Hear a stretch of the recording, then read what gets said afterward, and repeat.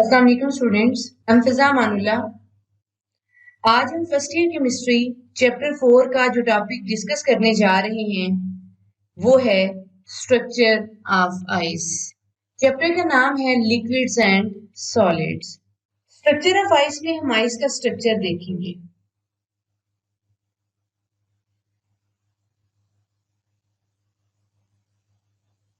फिर हम इसमें सीखेंगे कि आइस वाटर की सरफेस पे क्यों तैरती है, यानी किस तरह से तैरती है।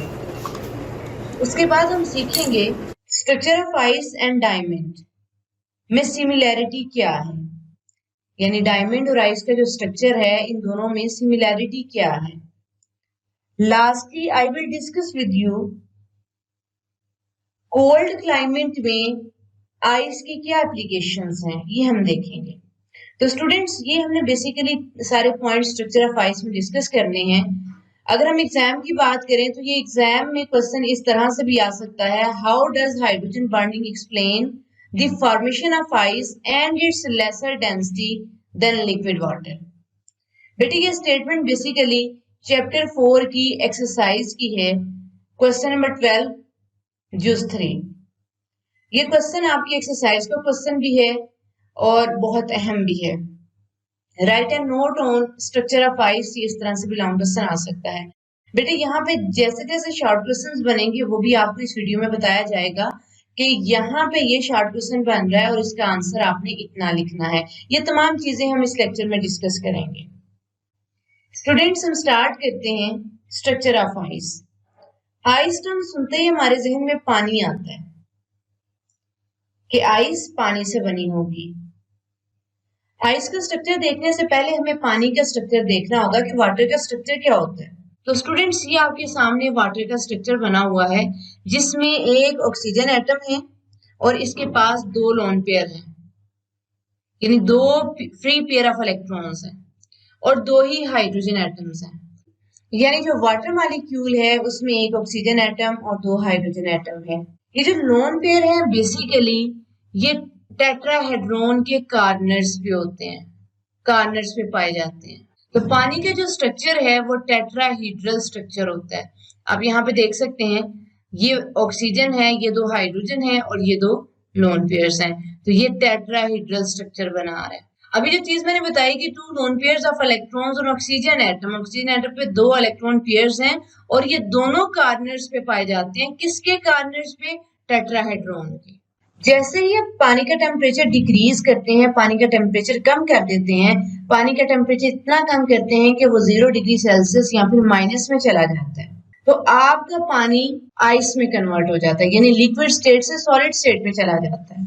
स्टूडेंट्स, जैसे ही पानी की स्टेट चेंज होती है तो पानी की शेप भी चेंज हो जाती है। तो स्टूडेंट्स, आपने याद रखना है कि आइस का स्ट्रक्चर जो है ये हेक्सागोनल होता है। और अब हम देख लेते हैं कि आइस का स्ट्रक्चर बनाएंगे किस तरह से। स्टूडेंट्स, ये आपके सामने एक बड़ा जो बॉल आया है ब्लैक कलर में, ये बेसिकली ऑक्सीजन एटम को रिप्रेजेंट करेगा और जो दो रेड बॉल्स आप ऑक्सीजन के साथ देख रहे हैं ये बेसिकली हाइड्रोजन एटम है। दो हाइड्रोजन एटम और एक ऑक्सीजन मिलके क्या बनाते हैं? Water molecule. बेटे 6 वाटर मॉलिक्यूल्स को आपने इस तरह से ड्रा कर लेना है, जैसे बेंजीन में आप कार्बन एटम्स को ड्रा करते हैं ना, सेम इसी तरह आपने वाटर मॉलिक्यूल्स को ड्रा करना है। अब हम नीचे भी ड्रा कर लेते हैं। स्टूडेंट्स, अब देखें, एक वाटर मॉलिक्यूल की दूसरे वाटर मॉलिक्यूल के साथ हाइड्रोजन बॉन्डिंग हमने देखनी है। अगर सिंपली मैं आपको बताऊं तो इन तमाम वाटर मॉलिक्यूल्स को एक दूसरे के साथ आपने वेल अरेंज्ड मेथड में जोड़ देना है, यानी हाइड्रोजन बॉन्डिंग शो करनी है। तो स्टूडेंट्स, यहाँ पे आप देख रहे हैं वाटर मॉलिक्यूल्स जो हैं वो डेफिनेट अरेंजमेंट शो कर रहे हैं, किसी किस्म का मैस आपको नजर नहीं आ रहा। तो स्टूडेंट्स, अब आपने क्या करना है कि रिंग के अंदर दो वाटर मॉलिक्यूल्स कुछ इस तरह से बना लेने हैं, दूसरी रिंग में भी बना लें। आपकी मर्जी है नीचे वाली रिंग में भी इस तरह से दो वाटर मॉलिक्यूल्स बना लें, लेकिन मैंने ऊपर वाली दो रिंग्स में बनाए हैं। और अब मैं आपको ये बताना चाहूंगी कि इनकी हाइड्रोजन बॉन्डिंग कैसे शो होगी, जरा गौर कीजिएगा। अब अगर हम इधर चलते हैं तो यहाँ पे ये हाइड्रोजन बॉन्ड है, फिर ये है और फिर ये है। स्टूडेंट, स्ट्रक्चर ऑफ आइस थोड़ा डिफिकल्ट स्ट्रक्चर समझा जाता है, तो आपने इसे डिफिकल्ट नहीं समझता, जिस तरह से मैंने बनाया है सेम इसी तरह से आप बनाएं, आपके लिए बहुत आसानी होगी। तो स्टूडेंट्स ये था स्ट्रक्चर ऑफ आइस। आइस के स्ट्रक्चर में जो हाइड्रोजन बॉन्डिंग होती है ये परमानेंट हाइड्रोजन बॉन्डिंग होती है, ये चीज जहन में रखनी है आपने। मैं आपको कुछ चीजें जो है वो समझाना चाहूंगी। आपके पास लिक्विड वाटर मौजूद है, फर्ज करें उसका टेम्परेचर 25 डिग्री सेल्सियस है। जब पानी का टेम्परेचर 25 डिग्री सेल्सियस होता है तो पानी अपने लिक्विड स्टेट में होता है, और पानी जब लिक्विड स्टेट में होता है तो इसमें हाइड्रोजन बॉन्ड बहुत वीक होता है, क्योंकि मॉलिक्यूल्स मूव कर रहे होते हैं, और मॉलिक्यूल्स की मूवमेंट की वजह से बॉन्ड्स टूटते भी हैं और नए बॉन्ड्स बनते भी हैं। तो हम कह सकते हैं कि हाइड्रोजन बॉन्ड वीक होता है। पानी का टेम्परेचर 25 डिग्री सेल्सियस से 4 डिग्री सेल्सियस पे ले जाएं तो अभी भी पानी जो है वो लिक्विड स्टेट में है। बेसिकली हुआ ये है कि टेम्परेचर डिक्रीज किया तो मॉलिक्यूल से उनकी काइनेटिक एनर्जी को छीन लिया गया। जैसे ही वाटर मॉलिक्यूल्स उनकी एनर्जी को छीन लिया जाए तो मॉलिक्यूल्स एक दूसरे के करीब आते हैं। जैसे ही मॉलिक्यूल्स एक दूसरे के करीब आए, यहाँ पे वाटर मॉलिक्यूल्स जो हैं वो डेफिनेट अरेंजमेंट में नहीं थे और हाइड्रोजन बॉन्ड यहाँ पे वीक था, यानी टेम्परेरी हाइड्रोजन बॉन्ड था जब तक वाटर लिक्विड स्टेट में था।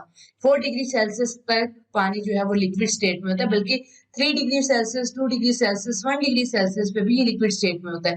लेकिन हम कहते हैं जब 4 डिग्री सेल्सियस से नीचे टेम्परेचर जाता है तो पानी बर्फ में चेंज होना शुरू कर देता है, और यहाँ तक 4 डिग्री सेल्सियस टेम्परेचर तक वाटर मॉलिक्यूल्स के दरमियान में जो स्पेस है वो ना होने के बराबर होती है, यानी वाटर मॉलिक्यूल्स कंट्रैक्ट हो जाती हैं, सिकुड़ जाती हैं। अगर आप फर्दर टेम्परेचर डिक्रीज करें, 4 डिग्री सेल्सियस से टेम्परेचर को कम करें, तो वाटर मॉलिक्यूल्स को चाहिए कि वो एक दूसरे के मजीद करीब आए, स्पेस मजीद कम हो, लेकिन यहाँ पे ऐसा नहीं होता। जब टेम्परेचर 4 डिग्री सेल्सियस से नीचे जाना शुरू करता है तो वाटर मॉलिक्यूल्स बजाय इसके कि वो एक दूसरे के करीब मजीद हों, बल्कि वो खुद को अरेंज करना शुरू कर देते हैं। जैसे ही वाटर मॉलिक्यूल्स खुद को अरेंज करना शुरू करते हैं या अरेंज करते हैं तो वो बेसिकली एक्सपैंड हो जाते हैं, फैल जाते हैं। जब मॉलिक्यूल्स फैलेंगे तो ऑब्वियसली स्पेसेस इंक्रीज होंगी, जब स्पेस इंक्रीज होगी तो फिर वॉल्यूम इंक्रीज होगा। तो 0 डिग्री सेल्सियस पे जाके स्पेस इंक्रीज हुई है, पानी बर्फ में चेंज हो गया है, और यहाँ पे हम कह सकते हैं कि हाइड्रोजन बॉन्ड स्ट्रॉन्ग है। जब हाइड्रोजन बॉन्ड स्ट्रॉन्ग हो चुका है, मॉलिक्यूल्स एक्सपैंड हो गए हैं, मोर स्पेस है, तो यहाँ पे डेंसिटी कम हो जाएगी। याद रखिएगा किसी भी चीज का जब वॉल्यूम इंक्रीज होता है तो उसकी डेंसिटी डिक्रीज हो जाती है, और यहाँ पे जो पानी है वो आइस में चेंज हो जाता है। एक दफा फिर बताती हूँ कि जैसे टेम्परेचर 4 डिग्री सेल्सियस से 0 डिग्री सेल्सियस पे आया तो मॉलिक्यूल्स ने खुद को अरेंज किया, जिसकी वजह से बिटवीन मॉलिक्यूल्स लार्ज स्पेसेस मौजूद होती हैं, और यहाँ पे वॉल्यूम जो है वो 9% लिक्विड स्टेट से, लिक्विड वाटर से इंक्रीज कर जाता है, जिसकी वजह से वॉल्यूम इंक्रीज होता है और डेंसिटी डिक्रीज हो जाती है। Students D is equal to M और V होता है, M है मास, जो यहाँ पे हम कांस्टेंट लेंगे। अब बेटा ये अगर यहाँ पे प्रोपोर्शनैलिटी का साइन लगाएं तो आप देख सकते हैं D और वॉल्यूम यानी डेंसिटी और वॉल्यूम दोनों इनवर्सली प्रोपोर्शनल है। अगर किसी चीज का वॉल्यूम इंक्रीज होता है तो डेंसिटी डिक्रीज होगी, अगर वॉल्यूम डिक्रीज होता है तो डेंसिटी इंक्रीज होगी। तो 4 डिग्री सेल्सियस पे क्या हुआ था, मॉलिक्यूल्स एक दूसरे के करीब आए थे। जब मॉलिक्यूल्स एक दूसरे के करीब आए हैं तो लेस स्पेसेस यानी वॉल्यूम कम हो गया, स्पेस कम हो गई है, चीजें सिकुड़ गई हैं, तो यहाँ पे वॉल्यूम कम होने की वजह से डेंसिटी ज्यादा थी, लेकिन 0 डिग्री सेल्सियस पे डेंसिटी कम होती है। इसीलिए हम कहते हैं कि जो आइस है ये पानी की सरफेस पे तैरती है। तो स्टूडेंट्स बेसिकली ये जो आइस फ्लोटिंग वाटर है ये मैंने आपको समझाया है। लिक्विड स्टेट में जो वाटर मॉलिक्यूल्स होते हैं उनमें टेम्परेरी हाइड्रोजन बॉन्ड होता है। उसकी रीजन ये है कि जो वाटर मॉलिक्यूल्स होते हैं वो मूवमेंट में होते हैं, यानी कंटिन्यूसली मूव कर रहे होते हैं। आपने पढ़ा होगा कि जो लिक्विड है इसमें मॉलिक्यूल्स मूव करते रहते हैं। जहाँ पे मॉलिक्यूल्स मूव करते रहते हैं वहां पे बॉन्ड्स टूटते भी हैं और नए बॉन्ड्स बनते भी हैं। तो हम कह सकते हैं कि लिक्विड स्टेट में वाटर मॉलिक्यूल्स में लेस रेगुलरिटी होती है और उनमें फ्री स्पेस भी कम होती है। अगर हम पानी का टेम्परेचर 4 डिग्री सेल्सियस से कम कर देते हैं तो जो मॉलिक्यूल्स हैं वो रेगुलर हो जाएंगे और हाइड्रोजन बॉन्ड परमानेंट हो जाएंगे। बेसिकली होता ये है कि मॉलिक्यूल्स खुद को अरेंज कर लेते हैं, जिसकी वजह से बिटवीन मॉलिक्यूल्स एम्प्टी स्पेसेस भी क्रिएट होती हैं, जिसकी वजह से वॉल्यूम इंक्रीज होता है। तो हम कहते हैं ना कि ice occupies 9% more space than liquid water. जो लिक्विड वाटर आपने लिया, टेम्परेचर डिक्रीज किया और वो बर्फ में चेंज हो गया। लिक्विड वाटर का जो वॉल्यूम था, उस वॉल्यूम से आइस का वॉल्यूम 9% इंक्रीज कर जाता है, क्योंकि 9% स्पेसेस आ जाती हैं। स्पेसेस ज्यादा होने की वजह से डेंसिटी जो है वो कम हो जाती है। डेंसिटी कम होगी तो बर्फ जो है वो पानी की सतह के ऊपर तैरेगी। फ्रेंड्स, आप इस वीडियो में देख सकते हैं कि बर्फ जो है वो पानी की सरफेस के ऊपर तैर रही है, वो पानी के अंदर डूबी नहीं है। उसकी रीजन ये है कि बर्फ की डेंसिटी कम होती है और पानी की डेंसिटी ज्यादा होती है। स्टूडेंट्स, आज के इस लेक्चर के 2 पॉइंट्स रह गए हैं। एक हमने ये देखना है कि स्ट्रक्चर ऑफ आइस और डायमंड में क्या सिमिलैरिटी है। बेटा यहाँ पे याद रखिएगा, जो डायमंड का स्ट्रक्चर है ना, उसमें सेंटर में कार्बन होती है। हम कह सकते हैं कि each atom of carbon in diamond, diamond में जो हर कार्बन एटम है at the centre of tetrahedron, tetrahedron के सेंटर में होता है, यानी कार्बन सेंटर में, उसके साथ 4 बॉन्ड बने हुए हैं। और सेम इसी तरह अगर आप आइस में वाटर मॉलिक्यूल को देखें तो उसमें जो ऑक्सीजन होती है वो भी 4 बॉन्ड बनाती है। तो हम कह सकते हैं कि आइस और डायमंड ये दोनों ही हेक्सागोनल स्ट्रक्चर बनाते हैं और इनमें लार्ज एम्प्टी स्पेसेस होते हैं। जैसा कि आइस में मैंने बताया 9% स्पेसेस होती हैं। फ्रेंड्स, हम देखेंगे कि आइस जिसकी डेंसिटी कम है उसका कोल्ड क्लाइमेट में क्या यूज है। आप जानते हैं कि पानी की डेंसिटी बर्फ की डेंसिटी से ज्यादा होती है। अगर हम यूं करें कि density of ice is less than water, तो ये भी ठीक होगा। आइस की डेंसिटी पानी से कम होती है। अगर हम कोल्ड क्लाइमेट की बात करें, जहां पे एक्वेटिक लाइफ होती है, यानी आबी जिंदगी होती है, अगर वहां पे टेम्परेचर 4 डिग्री सेल्सियस से कम होना शुरू हो जाए, जैसे ही टेम्परेचर 4 डिग्री सेल्सियस से कम होता है तो बर्फ जो है वो जमना स्टार्ट हो जाती है। बेसिकली होता ये है कि लिक्विड में वो मॉलिक्यूल्स जिनका टेम्परेचर 4 डिग्री सेल्सियस से कम होता है वो सरफेस पे आते हैं और बर्फ जमना शुरू हो जाती है। और जैसे ही बर्फ की एक लेयर बन जाती है तो वो इंसुलेटर का काम करती है। ये जो लेयर है ये फिर क्या करती है कि इस लेयर के नीचे मौजूद फर्दर जो वाटर होता है उसमें से हीट लॉस नहीं होने देती, यानी इंसुलेटर का काम करती है। और जब बर्फ ने इंसुलेटर का काम कर लिया, नीचे से टेम्परेचर को डिक्रीज ही नहीं होने दे दी, तो नीचे टेम्परेचर नॉर्मल रहेगा।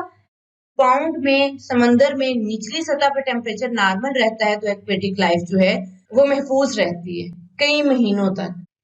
फ्रेंड्स, क्वेश्चन पेपर में पूछा जा सकता है why ice floats over the surface of water.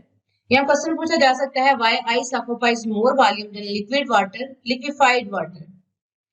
Third question पूछा जा सकता है ice has less density than liquid water, why.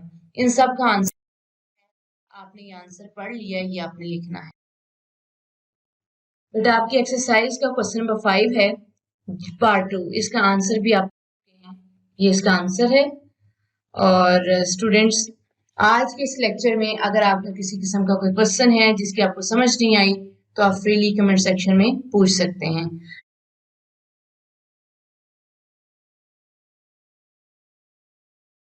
Best of luck at your race tomorrow.